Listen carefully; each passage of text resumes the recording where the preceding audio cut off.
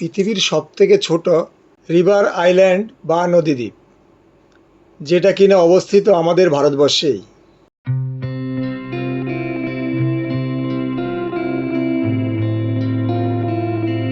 মূল মন্দির, যেখানে ভগবান শিবের পুজো করা হয়।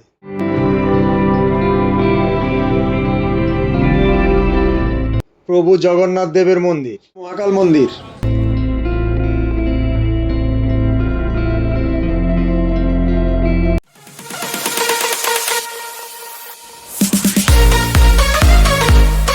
নমস্কার বন্ধুগণ, প্রদীপ শাহ পিপি চ্যানেলে আপনাদেরকে স্বাগত।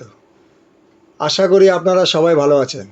আজ আপনাদেরকে দেখাবো পৃথিবীর সবথেকে ছোট রিভার আইল্যান্ড বা নদীদ্বীপ, যেটা কিনা অবস্থিত আমাদের ভারতবর্ষেই। এই আইল্যান্ডটা অবস্থিত আসামের গুয়াহাটি শহরের ব্রহ্মপুত্র নদীর মাঝখানে। আর এই আইল্যান্ডটির নাম হলো উমানন্দ বা পিকক আইল্যান্ড। অসাধারণ সুন্দর এই ময়ূর দ্বীপে আপনারা কিভাবে আসবেন, কখন আসবেন, সম্পূর্ণ ট্যুর গাইড ও এই দ্বীপে অবস্থিত মহাদেবের মন্দির আপনাদেরকে দর্শন করাবো। তাই স্ক্রিপ্ট না করে পুরো ভিডিওটি দেখতে থাকুন, আমার সঙ্গে থাকুন। উমানন্দ যাওয়ার জন্য প্রথমেই আপনাদেরকে চলে আসতে হবে পানবাজারে। ওখান থেকে আপনাদেরকে লঞ্চ, ফেরি ইত্যাদির মাধ্যমে জলপথেই পৌঁছাতে হবে উমানন্দ মন্দিরে। যদি আপনারা সরকারি লঞ্চে বা ফেরিতে যেতে চান, তাহলে আপনাদেরকে আসা যাওয়া নিয়ে 40 টাকা টিকিট কাটতে হবে। যদি আপনারা বেসরকারি লঞ্চ বা ফেরিতে যেতে চান, তাহলে আসা যাওয়া আপনাদেরকে 200 টাকা টিকিট কাটতে হবে। এই রাস্তাটা ধরে সোজা গেলে আপনারা বিশাল ব্রহ্মপুত্র নদী দেখতে পারবেন। নদীর উপরে রয়েছে ফেরি বা লঞ্চের টিকিট কাউন্টার। এখান থেকে টিকিট সংগ্রহ করে লঞ্চে উঠতে পারবেন।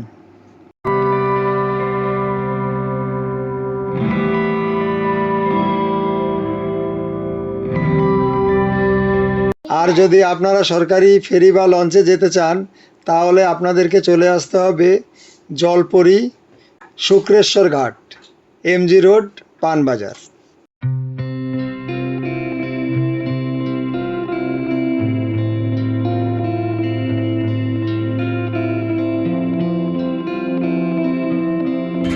এই যে আসা যাওয়া 40 টাকা,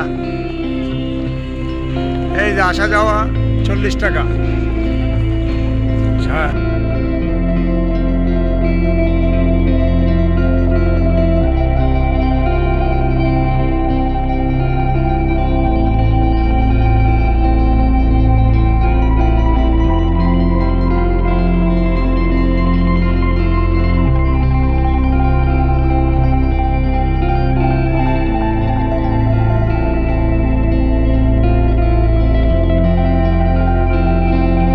এই যে আমরা এখন চলে আসলাম টিকিট কাউন্টারে। এখান থেকে আমরা টিকিট কেটে এখন ময়ূর দ্বীপের উদ্দেশ্যে রওনা দেব।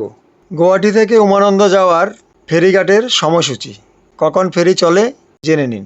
সকাল 9টা থেকে 9টা 30, সকাল 10টা 15 থেকে সকাল 10টা 45, সকাল 11টা 30 থেকে দুপুর 12টা, দুপুর 12টা 45 থেকে 1টা 30 মিনিট, দুপুর 2টা 30 মিনিট থেকে 2টা 40 মিনিট এবং বিকাল 3টা 30 মিনিট থেকে 4টা 45 মিনিট পর্যন্ত ফেরি চলাচল করে। আপনারা এই টাইমের ভিতরেই উমানন্দ মন্দির দর্শন করতে যেতে পারবেন এবং ফিরে আসতে পারবেন।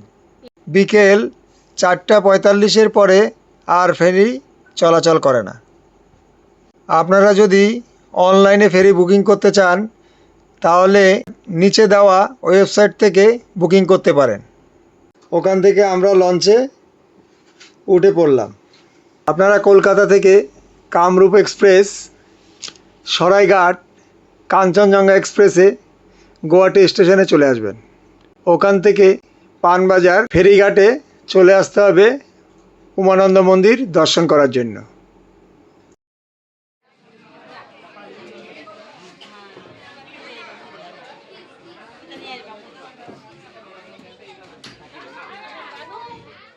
আমরা আমরা এখন যাচ্ছি উমানন্দ মন্দির দর্শন করতে।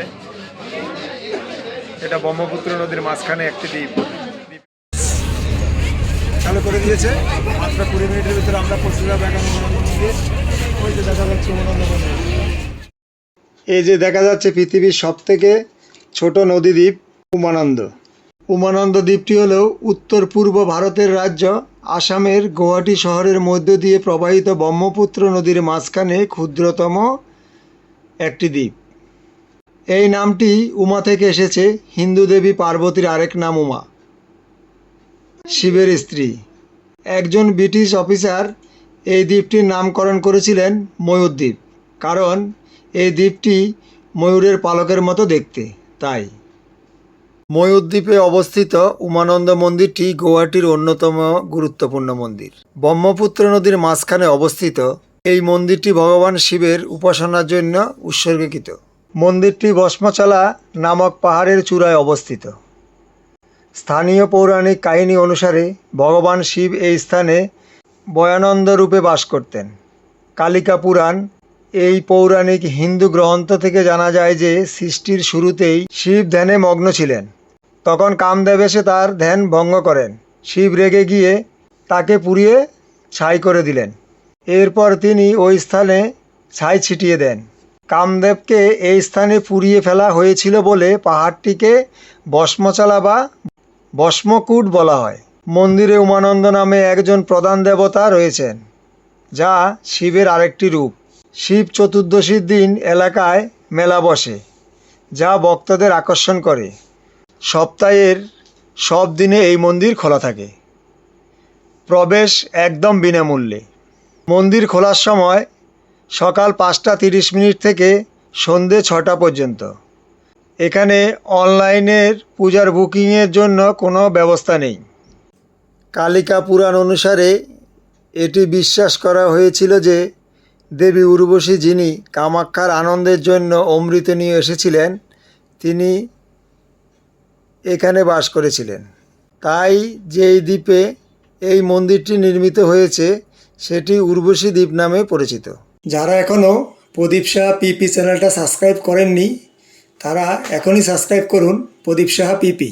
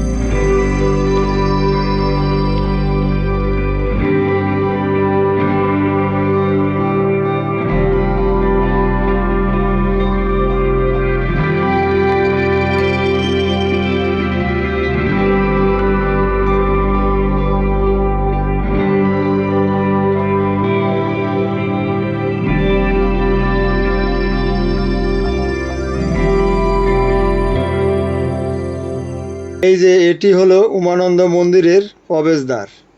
মন্দিরে যাওয়ার পথে চারিদিকে বিভিন্ন ধরনের ফলের দোকান রয়েছে। পুজো দেওয়ার সামগ্রী ইত্যাদি দোকানও আছে।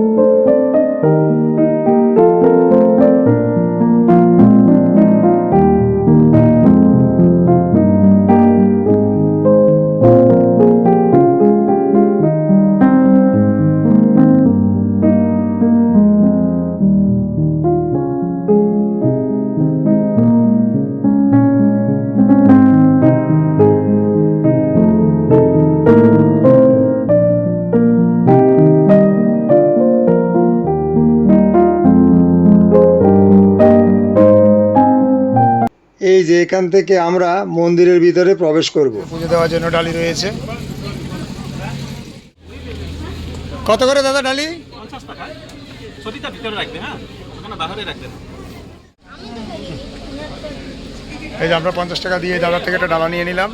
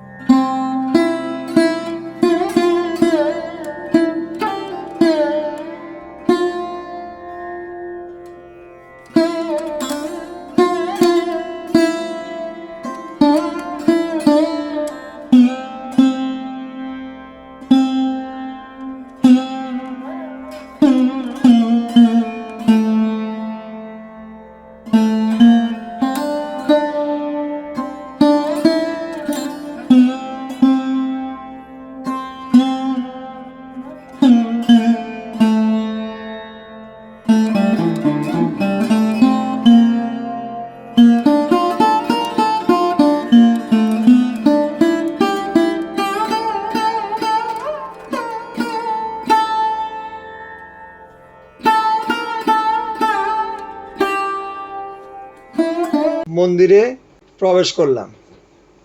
ডান দিকে রয়েছে গণেশ ঠাকুরের মন্দির।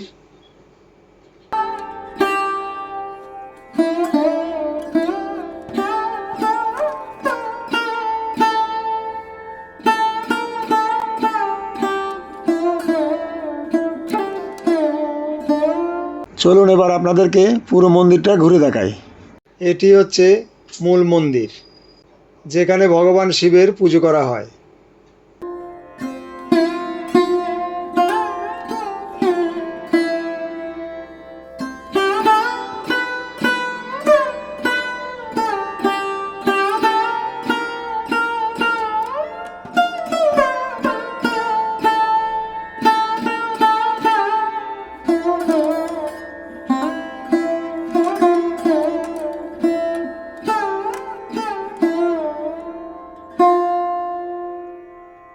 মন্দিরের বাঁদিকে রয়েছে প্রভু জগন্নাথ দেবের মন্দির।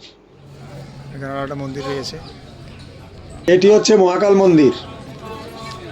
মন্দিরের চত্বরে কয়েকটা মন্দির রয়েছে।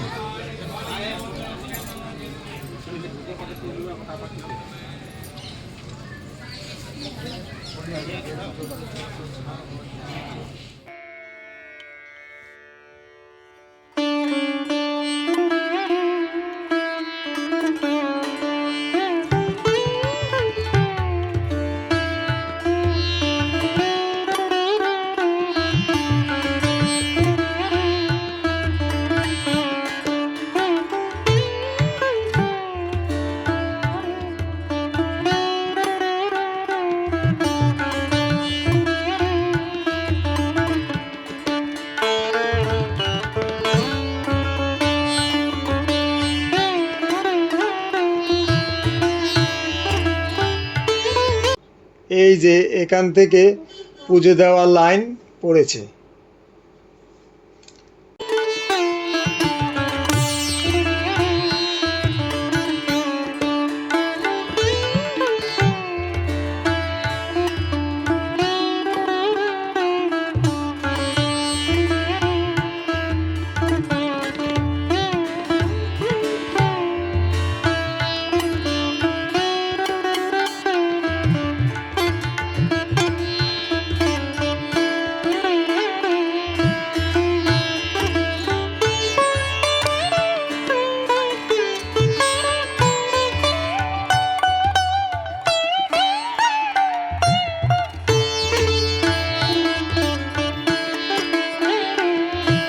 এটা হলো মন্দিরের রান্নাঘর।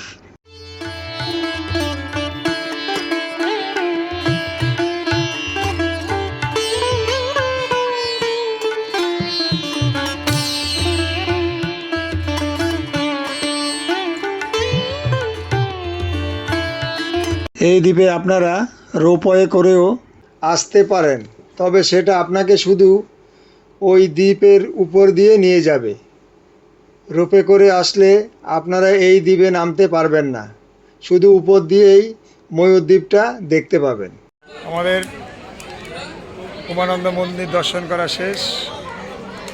মন্দির দর্শন করে আমরা এখন ফিরে যাচ্ছি গুয়াহাটি। উমানন্দ মন্দির দর্শন করে আমাদের খুব ভালো লাগলো। খুব সুন্দর এই মন্দির, আপনারা অতি অবশ্যই আসবেন, এসে মন্দির পরিদর্শন করবেন, আপনার ভালো লাগবে।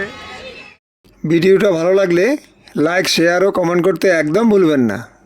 আমার আগের ভিডিওগুলো না দেখে থাকলে অবশ্যই দেখবেন, আমি ডেসক্রিপশানে লিঙ্ক দিয়ে দেব। আজ এই পর্যন্তই, আবার দেখা হচ্ছে নতুন ভিডিওতে। ধন্যবাদ।